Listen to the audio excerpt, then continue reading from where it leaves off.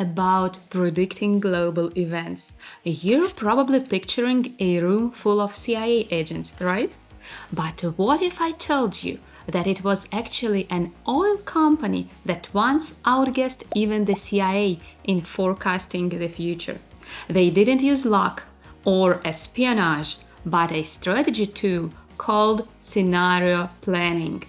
In this video, we are diving into a real-life Cold War story.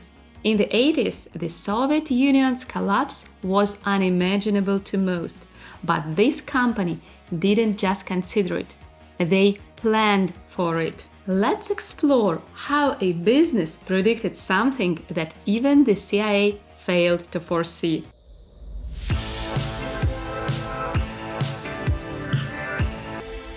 Hi there, I'm Maya, your Silicon Valley futurist, and my mission here is to bring futurist thinking and strategic foresight, usually reserved for big corporations and governments, directly to you. I want to help individuals, small businesses, and entrepreneurs shape their own futures. We are democratizing foresight here. Today, I want to take you on a journey not to the future, but to the past. Picture it, the Cold War. Two superpowers, seemingly unshakable. It was unthinkable that either could collapse. Yet, a clever team from a business, not a government, dared to think the unthinkable. Using scenario planning, they saw what intelligence agencies missed. In this video, we will learn about strategic foresight and see how scenario planning can guide us through uncertain times.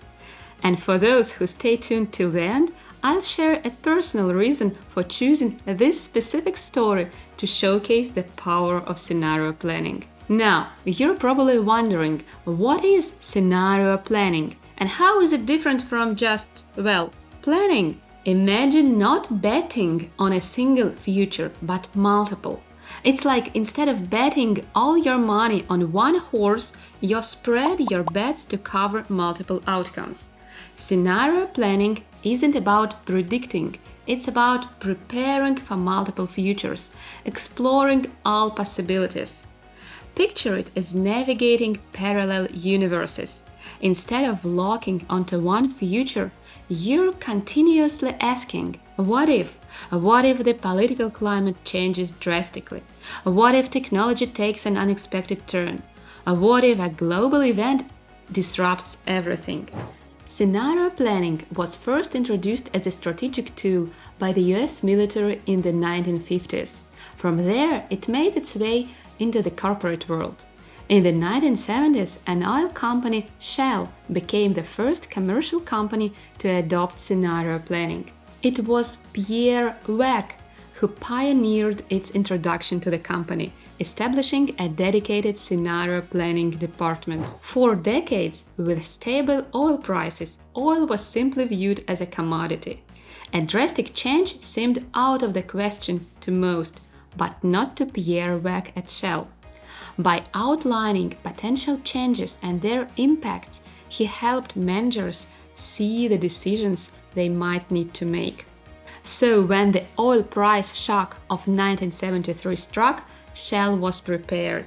They had a strategy in place, and they didn't just survive the crisis, they thrived, outpacing their competition. This began in the 70s, and of course, Shell has been using their scenario planning ever since. But how exactly did this oil company foresee the collapse of the USSR? And more puzzling, why were they even looking into politics? And this time around, it wasn't Pierre Weck leading the way, but Peter Schwartz, who headed Shell's scenario planning during the 1980s. Recognized globally as a top-tier futurist, Schwartz's seminal book, The Art of the Long View, remains a must-read even decades after its publication. In 1983, Schwartz made an unusual proposition to Shell's management to study the future of the Soviet Union. The response was a mix of skepticism and dismissal, with retorts like "they're not on the agenda." In hindsight, we can see how mistaken they were. But how did Schwartz persuade the management team to see his vision? There were two game changers. First, potential power play. The USSR held some of the world's largest oil and gas reserves. Imagine for a moment if they decided to invite foreign companies to tap into their oil industry.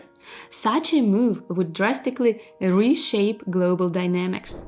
And game changer number two, the Troll dilemma.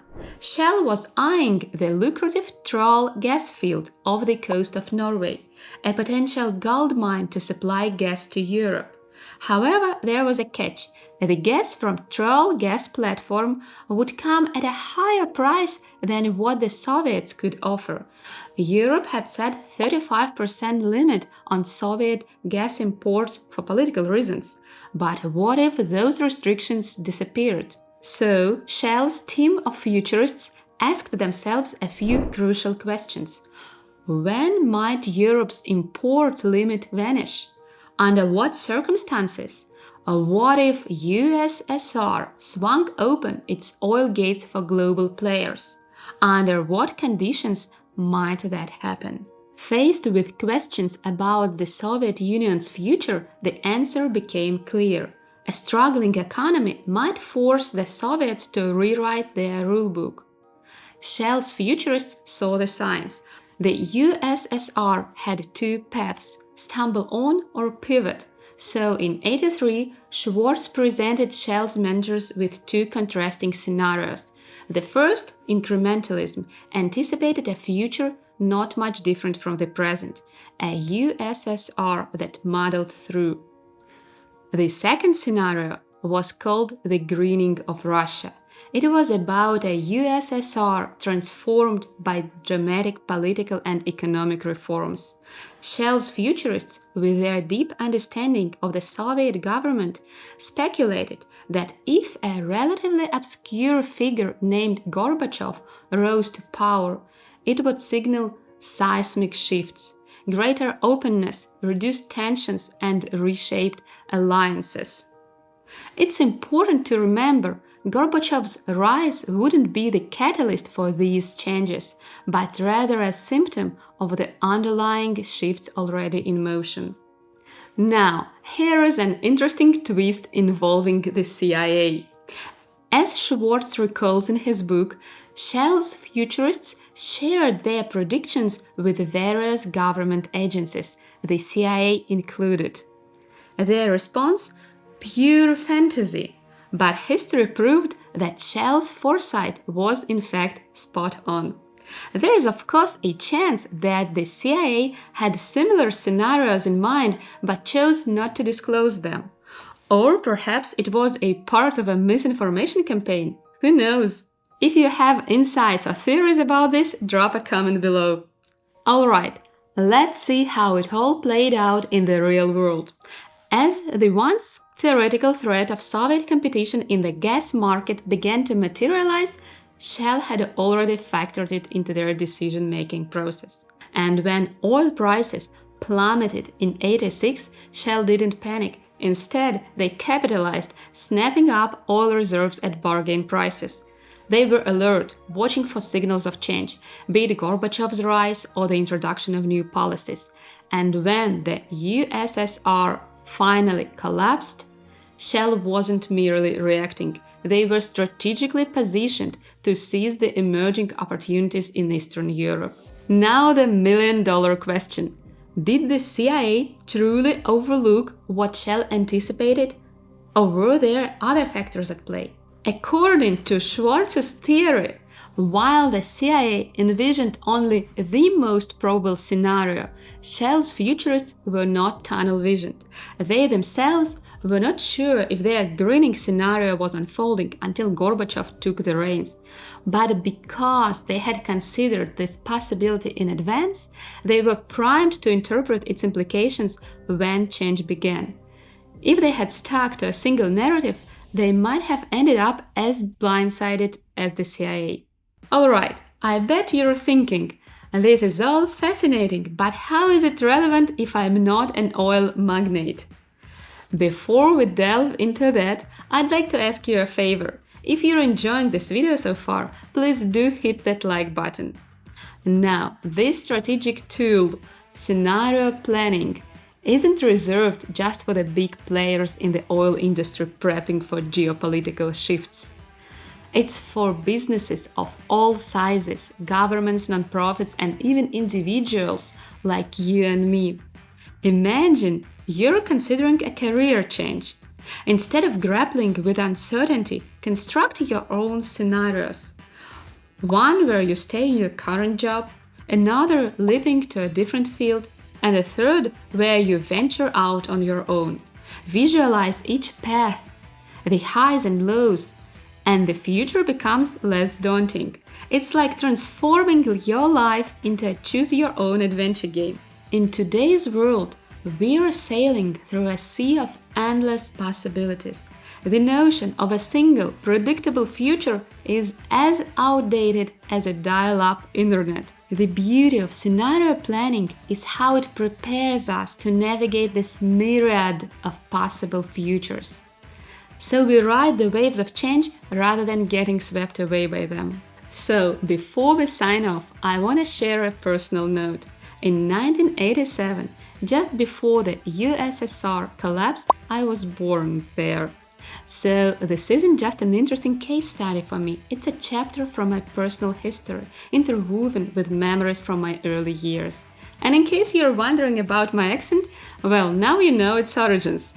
Plus a little spoiler, you can probably guess my age now. But on a serious note, here is what I want you to take away. Scenario planning isn't just a strategy for big corporations. It's a compass each of us can employ to navigate our uncertain, ever-changing world. It's not about predicting the future, but preparing for the possibilities. And as someone who was born in a country that doesn't even exist anymore, and now living here in California, in a place I couldn't have even imagined as a child, trust me, sometimes the impossible becomes possible, and the unimaginable does happen. If you enjoyed this journey into the past and the future, show some love by hitting the like button, subscribing to the channel, and sharing your insights in the comments. Your engagement fuels this time machine. Thanks for being part of this adventure, and let's democratize foresight together.